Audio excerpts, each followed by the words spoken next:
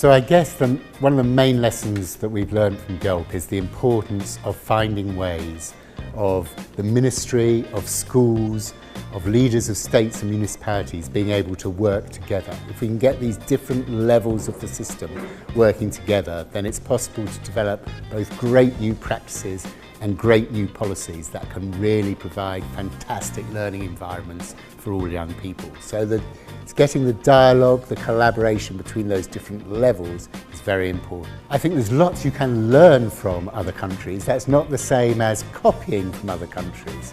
So some of the great discussions that I've seen through the Global Education Leaders Partnership is discussions between people in British Columbia in Canada, one of the most developed, richest economic education systems in the world, and people in India. And it wasn't they were saying, the British Columbians weren't saying we should do what they're doing in India, they're saying, no, that's a really interesting way of thinking about how you do that aspect of education. So if we can create this diversity, these different places coming together, then, and as we can do in Brazil as well, then we can have, through that diversity, a lot of learning. But it's not copying, it's saying, what would work in our environment? How would it have to be adapted in our environment to make it really powerful for our young people?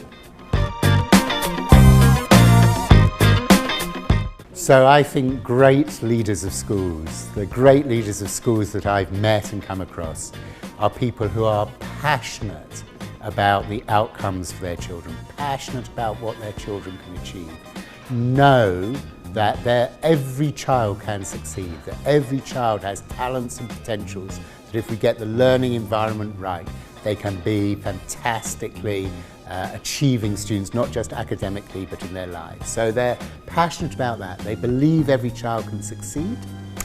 And they're great orchestrators of the resources in their schools. They're able to bring the financial resources, the human resources, the physical resources together in a way to collaboratively develop great new practices. Technology can be a very powerful enabler and accelerator of great teaching and learning practices.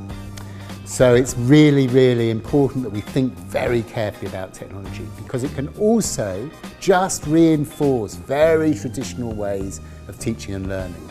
So we shouldn't have a policy about technological innovation. What we need to have is policies and practices that look at technology, pedagogy, workforce development, professional development, all these issues alongside each other, so that we can have genuinely new models of teaching and learning empowered and enabled by technology, but not just looking at technology on its own.